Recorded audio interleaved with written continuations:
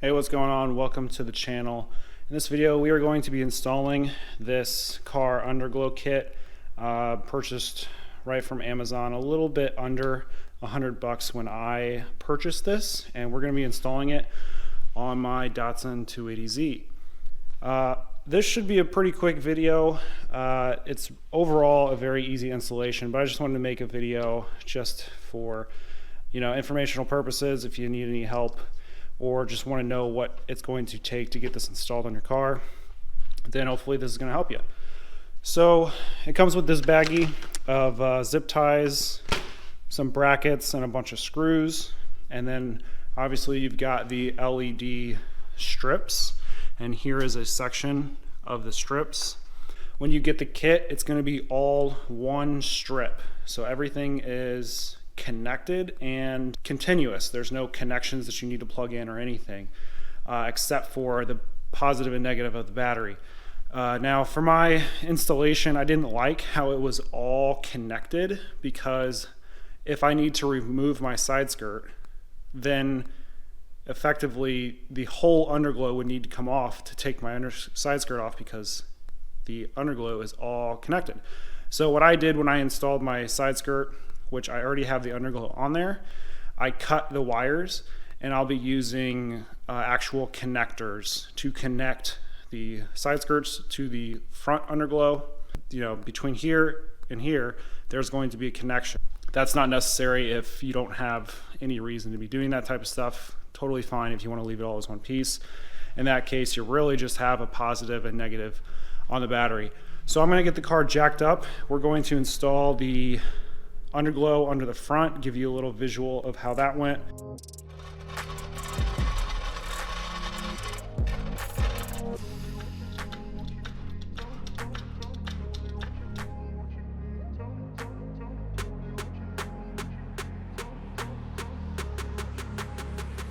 Okay, the car's jacked up, and I actually already installed one side of the LED lights, so we're gonna crawl under there and just show you what it looks like. Now, it's got a double-sided tape on the back of this, and that's what's holding it up for now, but we want to make that a bit more permanent, and that's why you saw me holding this caulking gun.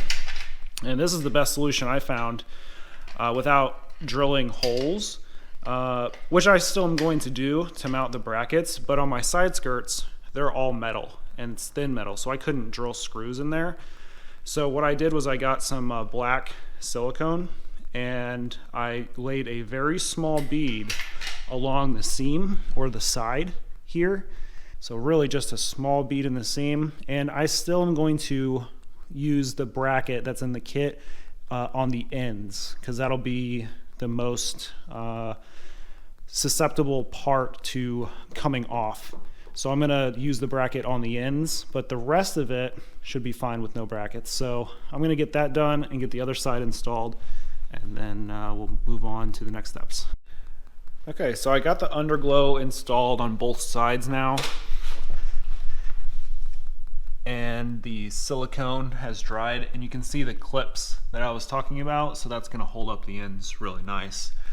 And I just used the screws provided and drilled into my plastic splitter here, and I'm sure if you know whatever car you have, as long as you have the plastic bumpers or side skirts or whatever, you can do that too. But maybe if you don't want to use screws, you could use that black silicone, and I think that that's going to hold up pretty good anyway. Otherwise I would have put more of those brackets on. So this is where the bottom LED comes from, and then here's the wire to the side skirts. And now I will just put a plug to put these together.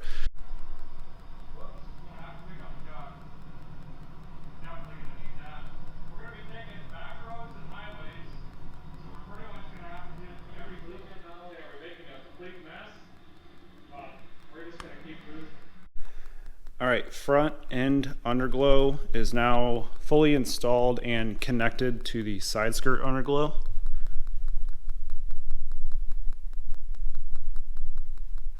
Just got the wiring ran up in the fender and around, and this one, as you saw, it's got a nice plug.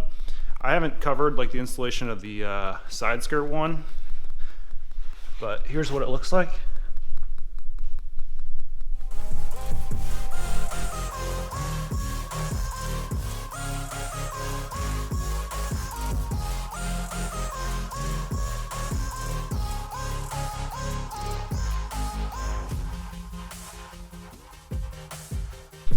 It was just a titch too long here at the end. I actually shortened this. I did some like custom stuff, cut away some of the rubber that wasn't needed because it stuck out like this far. But this is kind of a small car, so I wouldn't expect that to happen on, you know, too many other people's cars.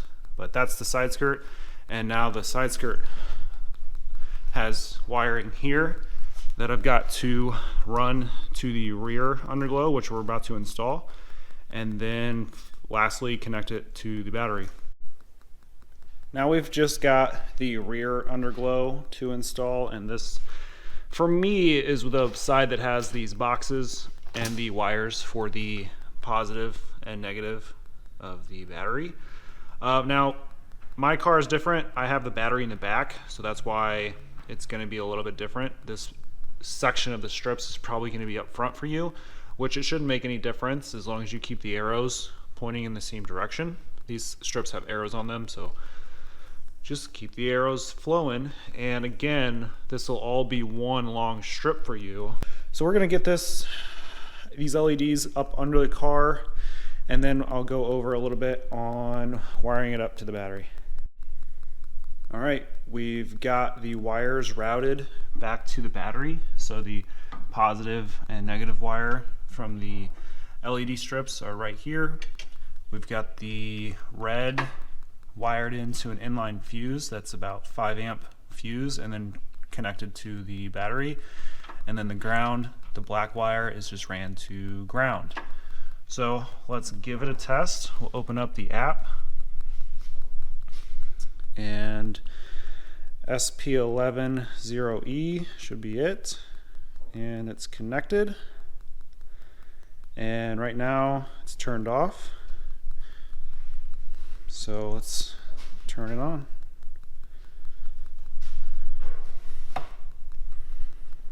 It's a little bright in here, as you can see. We'll go through some of the color modes, but it's working.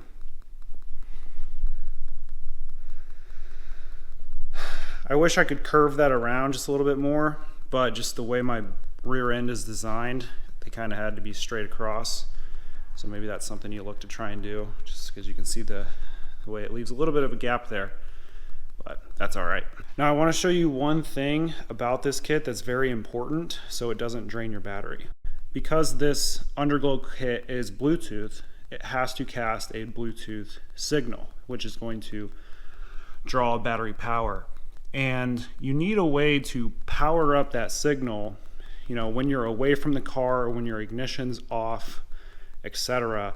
Where you can sit back, car's off, you're not in it, you can sit back in a lawn chair and, you know, at a car show or something and have it on. Well, one way to do that is to wire in a switch to the panel so that you can turn off and on the power to the Underglow, which is fine. That's one way to do it. Or you would just need to either use the positive side or the negative side and run a wire up there so you can control the flow of current being hooked up directly to your battery, and you can turn it on and off. That's one way to do it. However, I don't necessarily like that method because then you have to remember to turn it on and you have to turn it off all the time whenever you want to use it. And then if you turn it on and then you drive with it on, you have to remember to turn it off, because if you don't, it's going to drain your battery.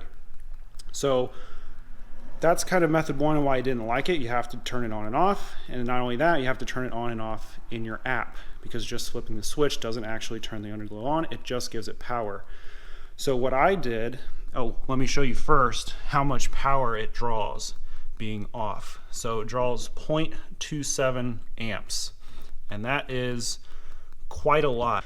But you really want to be at 0.03 for a parasitic draw that's at an acceptable level. So we're way above that. Another reason is the least amount of switches and things I have to worry about the better. Again, I just want to avoid having to remember to turn on and off a switch, and if I forgot to turn it off, I come out to a dead battery. I just want to try and avoid that. But by all means, if you have a process where you can remember to do that, that is pretty much all you need to do. But what I came up with and what I researched, and I found this basically timer box, and you can wire this in, and there's so many different functions or logical statements that you can program into this to solve for these types of issues. So the way I'm going to be using this, you wire in a positive to the battery, and then you hook your underglow to this, and then you give it ground, and then there is a trigger wire, and my trigger wire is going to be my door circuitry. So whenever I open my door, it is going to trigger this on. It is going to then give power to my underglow, and it's going to give power to my underglow for the next 24 hours. Now you can change the time frame for how long you want it to give your underglow. You can change it to 10 minutes. So when I open my door, it's going to give power to my underglow, and that will give power for the next 24 hours. And then after 24 hours, it's got a timer in there. So after 24 hours, it will stop giving power to my underglow, and I will no longer have the Bluetooth section draining my battery. All right, check it out. Within this mess of wiring, we have a working timer switch. It is hooked up how it would be hooked up, whenever I get it fully installed in the car. Right now it's just with alligator clips. So the timer has power and ground, and this yellow is the output of the timer. And the output right now, just to test the feature, is going to this light. So this light is going to tell me when it is powering the output and when it's not. So I've already configured the device the way I want to, and for this test I configured it so that the blue wire, when it senses ground, which would be my door opening because that runs on a ground circuit, when the blue wire senses ground, send output to the light for 20 seconds. After 20 seconds, turn off. Now when I put this in the car for real, we'll change it to 12 hours, 24 hours, not sure. But right now it's 20 seconds, so I can run this test for y'all. So it's already turned on, and we'll touch the blue wire to the negative. I'm just gonna act like the door's open for like 5 seconds. Door's opening, getting in, I'm closing it, door's closed. The light is still on, so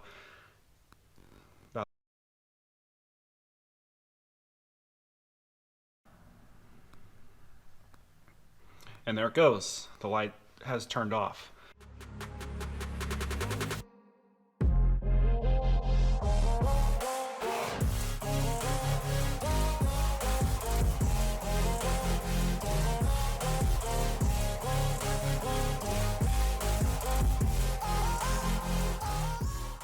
But now let's run the test. So I've got the app open, and we're just gonna search for any devices, any underglows, just whatever's on Bluetooth is gonna show up. So no underglows showing up. So now the trigger is opening the door, which whenever the interior lights come on, they came on, and I can shut the door because just opening it gives it the trigger. So now let's search again. And there we go, SP11. There we go, we are connected. Let's turn it on. There we go. Got the underglow on. So the way I have it programmed, it's going to be casting the Bluetooth signal for the next 12 hours. Unless I open the door again, then it'll restart the timer. So every time I open the door, it'll restart, counting down 12 hours.